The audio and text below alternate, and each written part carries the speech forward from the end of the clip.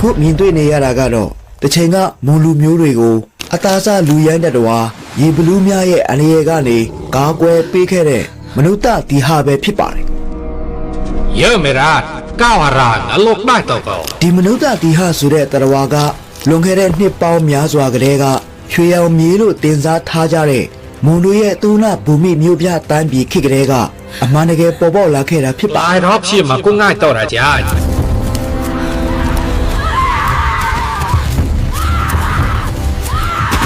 သုဏဘူမိမျိုးပြတန်းပြည်မှစတင်ပေါ်ပေါက်လာခဲ့တဲ့ဒီမနုဿဒီဟာရဲ့တမိုင်းကမော်လမြိုင်တစ်ဖက်ကယခုကျွန်တော်တို့မြင်တွေ့နေရတဲ့ဘလူးကျွန်းတမိုင်းရဲ့အစလို့သိရပါတယ်กลกได้เลยเหมือนเดิมปุยมีตับพ่อยหมอกลกได้လွန်ခဲ့တဲ့နှစ်ပေါင်း2500ကျော်မွန်တို့ဌာနေသုဏဘူမိမျိုးပြတိုင်းပြည်ကြီးဟာအယံကိုစီကားလာတဲ့ပင်လယ်စိတ်ကမ်းမြို့ဖြစ်ခဲ့ပြီးမွန်ပြည်တေရိဓမ္မာတောကရာဇာမင်းကမင်းကြီးတရား10ပါးနဲ့အညီအောက်ချုပ်မင်းလုပ်နေပါလေအဲ့ဒီဘရင်တေရိဓမ္မာတောကရာဇာမင်းကြီးမှာအကျင့်သီလစင်ကြယ်ပြီးအယံကိုချောမောလှပတဲ့တုဒ္ဓမာဒေဝီမော်မိဖျားတစ်ပါးရှိပါတယ်သောမစောကုဒုစအဲ့ဒီတုဒ္ဓမာဒေဝီမော်မိဖျားဟာယတနာသုံးပါးကိုကြီးညိုကန့်ဆိုင်တယ်လို့ပြည်သူများကိုလည်းအကျင့်သီလစောင့်ထိန်ကြဖို့အမြဲလှုံ့ဆော်တတ်တဲ့အပြင်တိုင်းသူပြည်သားများကိုရေဝင်သားပမာသဘောထားတဲ့အတွက်ပြည်သူများကမိဖုရားကြီးကိုအလိုလျာမှချစ်ခင်ပြီးမေတ္တာကရုဏာထားကြပါရယ်စထိုရမီယာနေရก็เกตဆက်ကြဆက်ကြရနီအဲ့ဒီအချိန်တုန်းကသုဏဘူမိပြည်ဟာယခုကေလာတတောင်အနာအထိမြို့ရိုးကကျယ်ဝန်းပြီးမြို့ရဲ့အပြင်ဘက်မှာလဲရွာငယ်လေးများနဲ့ဝန်းရံထားပါရယ်ဒါကြောင့်ကေလာတတောင်ရဲ့တောင်ဘက်ရွာငယ်တွေဟာပင်လယ်နဲ့နီးကပ်တဲ့အတွက်ရွာသူရွာသားများကတငါလုပ်ငန်းနဲ့အသက်မွေးဝမ်းကြောင်းပြုကြပါရယ်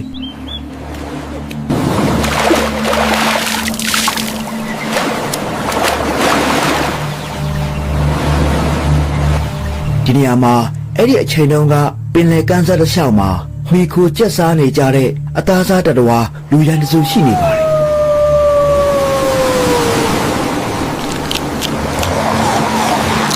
အဲ့ဒီခေတ်အခါတုန်းကအဲ့ဒီပင်လယ်လူရိုင်းအသားစားတတော်ကိုမွန်တွေကရေဘလူးလို့ခေါ်ကြပါတယ်ပင်လယ်ကြောက်ဆောင်တွေမှာတွဲကပ်နေကြတဲ့ရေဘလူးဆိုတဲ့ဒီလူရိုင်းတတော်ဇိုးတွေကိုဘလူးမကြီးကဦးဆောင်ပြီးအစာကတငါးတွေစွပ်ပစ်တဲ့ငါးပစွန်အပုတ်အကောင်တွေကိုစားသုံးကြပါရယ်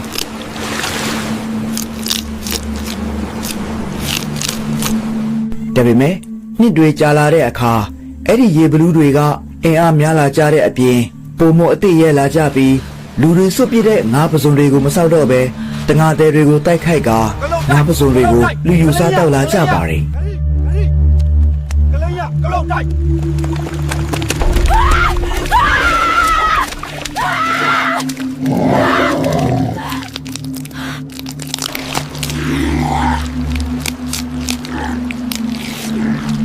ကံဘူးလောက်တိုက်ကြည်နာရကလောက်တိုက်ကြည်နာအော်တန်နောက်ပိုင်းမှာတော့ညဘက်အချိန်တွေမှာပင်လယ်ကမ်းစားနဲ့နီးတဲ့ရွာတွေစီအုပ်စုလိုက်ဝင်လာကြပြီးကျွဲနွားများနဲ့အိမ်မွေးတိရစ္ဆာန်များအပြင်မူကင်းစကလေးငယ်များကိုပါဖမ်းယူတဲ့အထိဖြစ်လာကြပါတယ်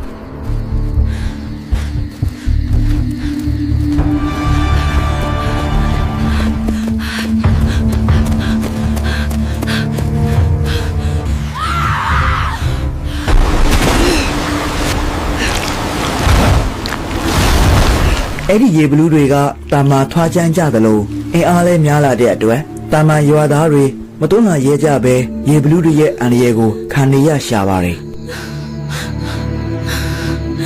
ဒါကြောင့်ရေဘလူးတွေတက်စားနေကြတယ်ဆိုတဲ့သတင်းဆိုးကြီးသုဏဘူမိမြို့ထဲအထိချင်းချောက်ပြန့်နှံ့လာပြီးတိုင်းသူပြည်သားတွေကလည်းခြောက်ခြားတုံလှုပ်လာကြပါတယ်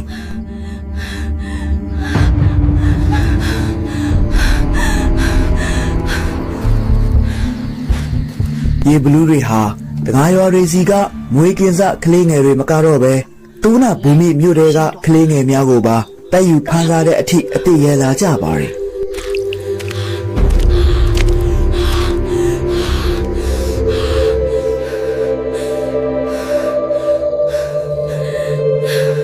กลกได้เลยเหมือนเดิมปุยอะพ่อยหมอกลกได้พ่อยหมอโมเดลนกหมอไปในชิมพอด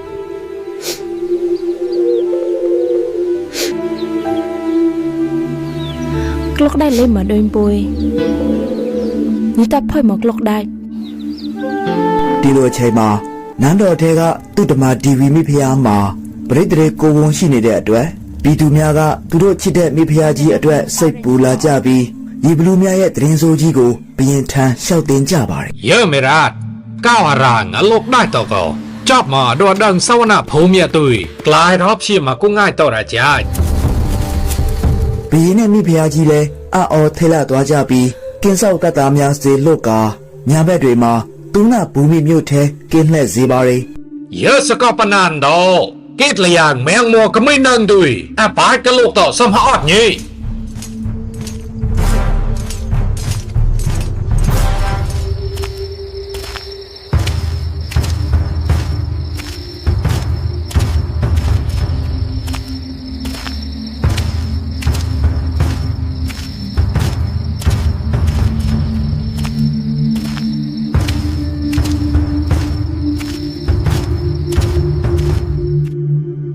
မကြခင်မှာသူ့ဓမ္မဒီဝီမိဖုရားက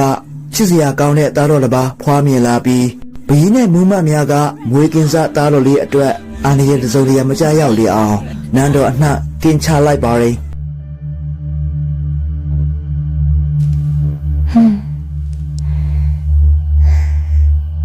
မိဖုရားကြီးကလေးမွေးတဲ့တရင်ကတရန်တပြီလုံးပြန့်နှံ့လာပြီးပင်လယ်ကန်စားကဘလူးတွေလည်းကြားသိသွားပါတယ်ဒါကြောင့်ခေါင်းဆောင်ဘလူးမကဒီတစ်ချိန်မှာမိဖုရားမမွေတဲ့ဘရင်သားတော်ကိုစားကြတော့မှဖြစ်ကြောင်းကြွေးကြော်လိုက်ပါတယ်ဒါကိုတငါးသည်တွေကရဲမိသွားပြီးညတွင်ချင်းနန်းတော်စီသတင်းပို့ကြပါတယ်ဒီလိုနဲ့တညမှာအသားစားတတော်ရေဘလူးလူရဲအုပ်စုဟာဘရင်သားတော်ကိုစားကြတော့မှဖြစ်တဲ့အတွက်တူနာဘူမိနန်းတော်စီခြေသက်လန်နေတာကိုညအမောင်တုတဲ့မြင်နေရတဲ့တပ်သားများကတိုက်ခိုက်ဖို့အသည့်ဆောင်နေကြပါတယ်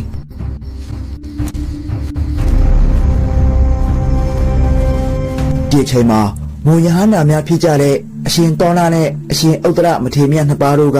ဒီတိုက်ပွဲကိုတားဆီးဖို့အတွက်ရေဘလူးထက်နှစ်ဆကြီးမာတဲ့နတ်ဦးကောင်းနဲ့ချင်းသေးနှစ်ကောင်ကိုလုံးတရံဖန်ဆင်းပြီးရေဘလူးအုပ်စုအရှိရလိုက်ပါတယ်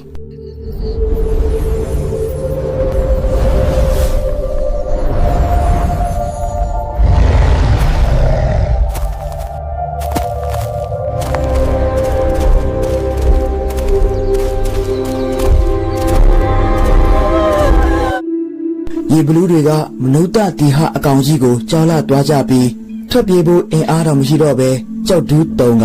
သူတို့ကိုမတတ်ဖို့ဝန်ချတောင်းပန်လာပါတယ်။ဒါကြောင့်မနုဿတိဟကအတင်တို့အနေနဲ့လူသားတွေနေထိုင်ရာမြို့ရွာတွေမှာနောက်ထပ်ဘယ်တော့မှထမလာတော့ကြောင်းလူသူမရှိတဲ့ဟိုအဝေးကကျွန်းစီတွားနေတိကြောင်းမိတ်ကြပြီးအပြီးအပိုင်းနှင်ထုတ်လိုက်ပါတယ်။ရေဘလူးတွေဟာ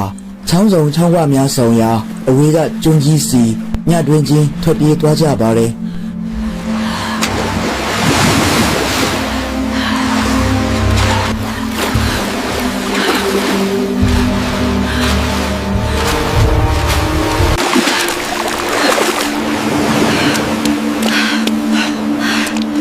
အဲ့ဒီအချိန်ကနေစပြီးဘလူးတွေနေတဲ့ကျွန်းအဖြစ်ကနေဘလူးကျွန်းလို့ဤနေ့တိုင်ခေါ်သွင်းလာကြပါတယ်